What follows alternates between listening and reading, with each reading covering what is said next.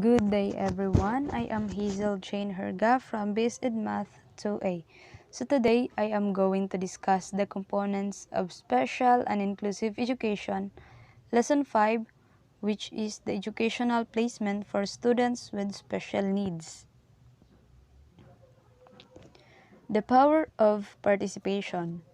When schools and families work together, student learning and outcomes improve.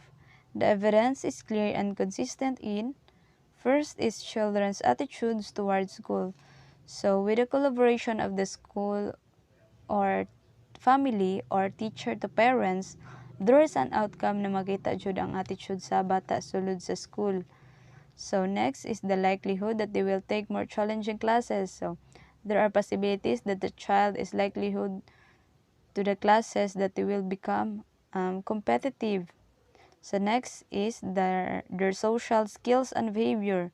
So there is an improvement in their social skills like in listening, interacting, and communicating with others. So parent education and community involvement. The Constitution is clear on the importance of parental involvement in the education of their children. Parents of children with special needs are valuable members of the educational team in the program of rehabilitation for independent living of their children. So it is very clear no, that parental involvement is very important, most especially to the children with disabilities or special needs kay medyo nila o guidance and care as always. So there are the basic requirements under the policies and guidelines in special education that our parents must. Parent education shall be necessary component of the special education program. As early as possible, parents shall be made aware of their children's handicaps and the intervention strategies needed to help facilitate each child's academic, social, emotional, and communicative development. So parents of a child who has special needs know they should have a conjured patience and deep understanding, and also they were going to have strategies on how they are going to take good care of their child. So as early as possible, dapat ang parents is ma-aware na yung anak is need og kanang need niya special needs or na disabilities.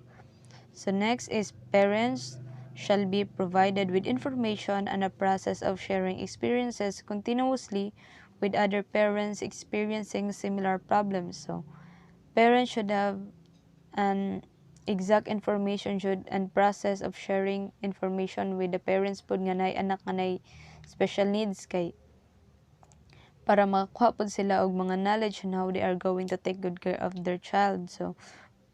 So since pareha man sila nag-experience og similar problems silang anak, so para na po sila yung mga kuan na mga knowledge. So it is very advantage po para sa ila nga mag-share sila og mga knowledge nila or unsa mga strategy na ginahimo nila para sa ilang mga anak.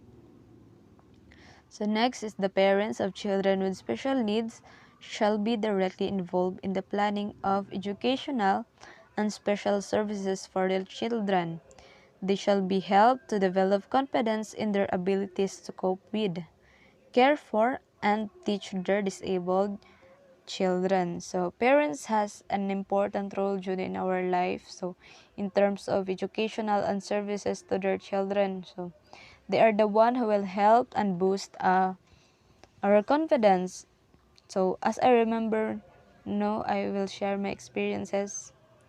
When I was in elementary, my parents is my number one supporter and fan jud kay sila ang naga-boost sa akong confidence to be competitive and like anang magapila-pilog mga activities sa school. So parents jud ang naga-cheer up perminti sa atoa. So most especially no sa mga kuan kanang mga bata nga na special needs, so dapat po nila ni hatagan og importance permi kanang i-cheer up kay it's because na sila yung mga disabilities.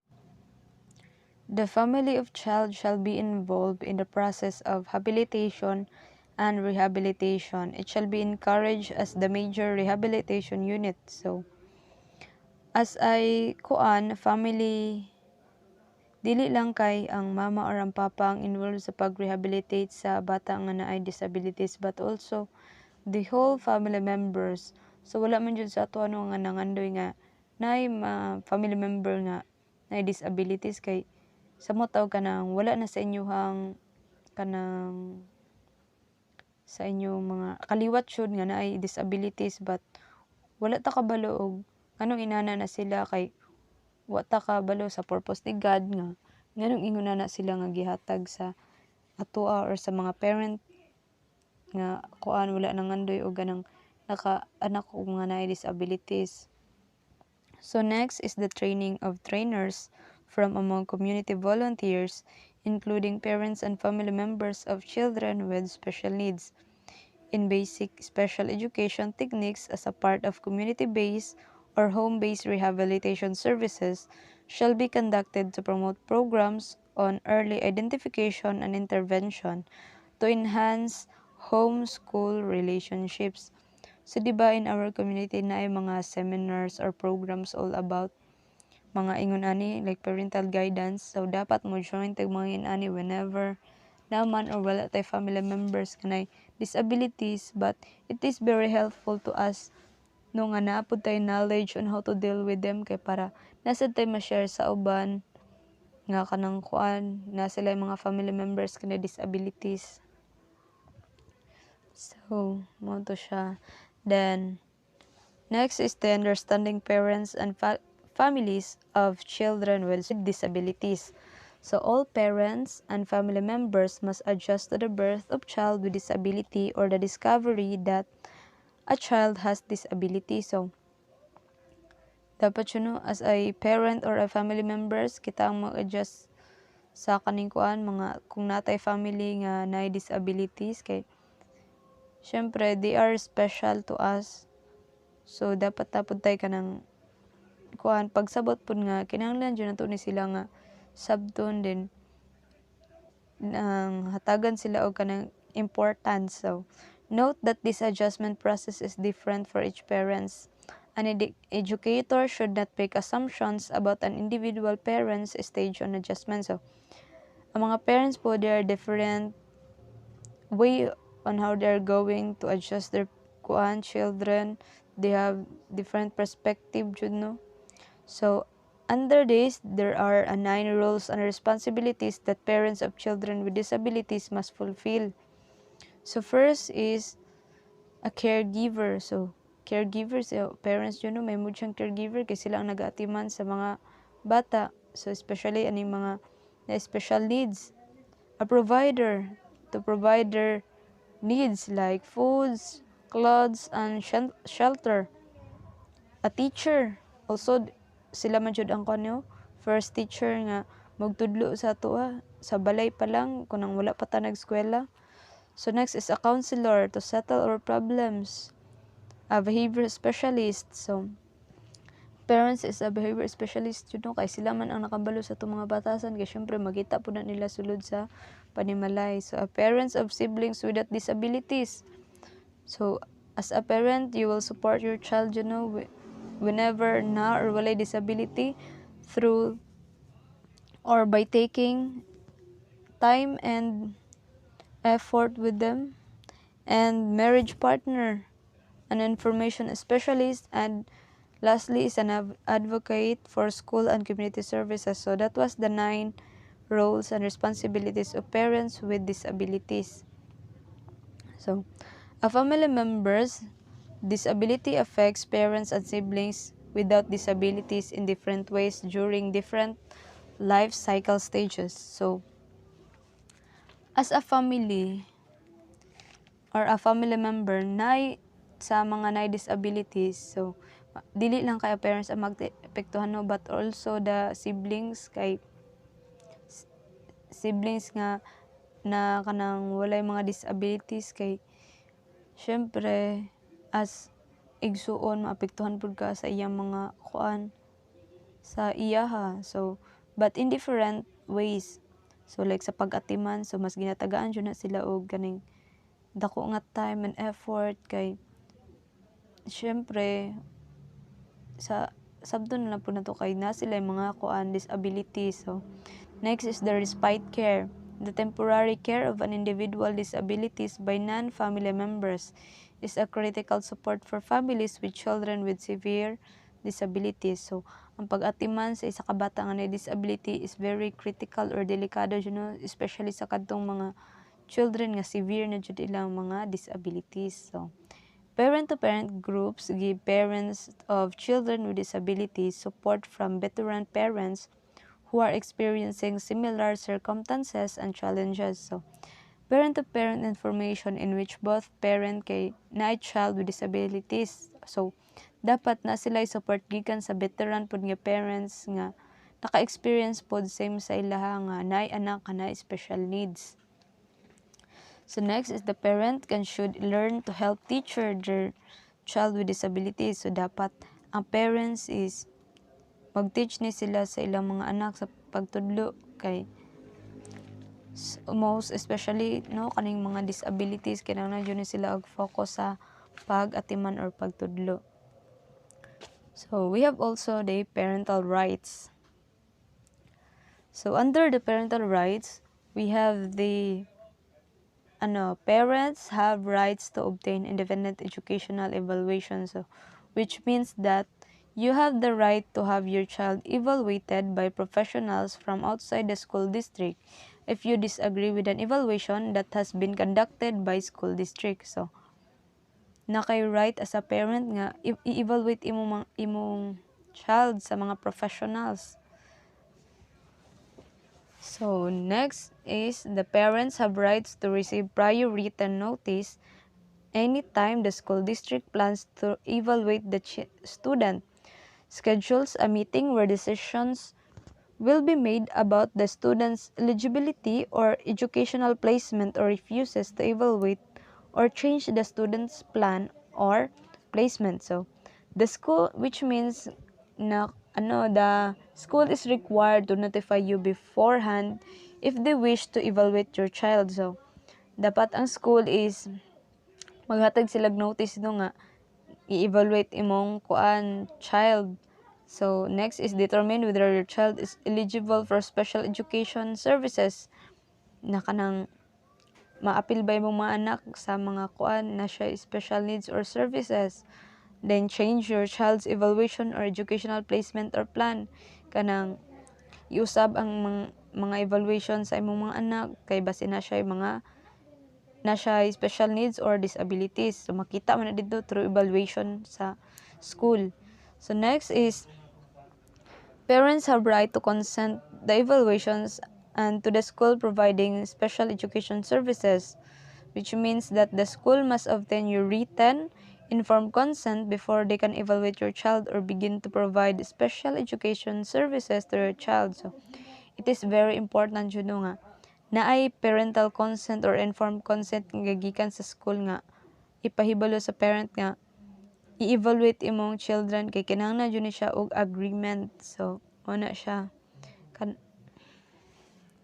So, parents have rights to have access to their child's educational records, which means that you have the right to see child's educational record, to have copies and have records explained to you by school officials. So, kanang aware naman ta nino nga kanang samot na kanang sa school kanang tingala ka nga nganong baba ang grade sa imong mga anak ingon ana. So this is na po yung right ang parents nga makabalo mo na ang mga teacher dako po ni sila role to take note and list down sa mga records sa mga bata. So next is the parents have right to present or resolve a complaint. So procedures for resolving parents' complaints against school district rules. So, mediation, resolution meetings, nagapahibot-tabo sila mga meetings, due process hearings, and appeal to courts. Kani mga ni sila, kanamura na sila mga all about laws, kani mga mag-appeal sa mga korte. So, murag wala pa man po ni sa atuan ni maabot sa mga court. Next is the parent have rights in due process hearings, which means that both you and school district have the right to request a due process hearing to resolve the dispute. A due process hearing is a formal legal procedure before an impartial hearing officer or administrative law judge. So, sa mga tagas na nila mga mga complaint, so kanang naabot ni sila sa kanang mga laws. I think sa mga ni Hall of Justice, sa mga hearings. So that was the parental guidance. Next is the supporting parental involvement.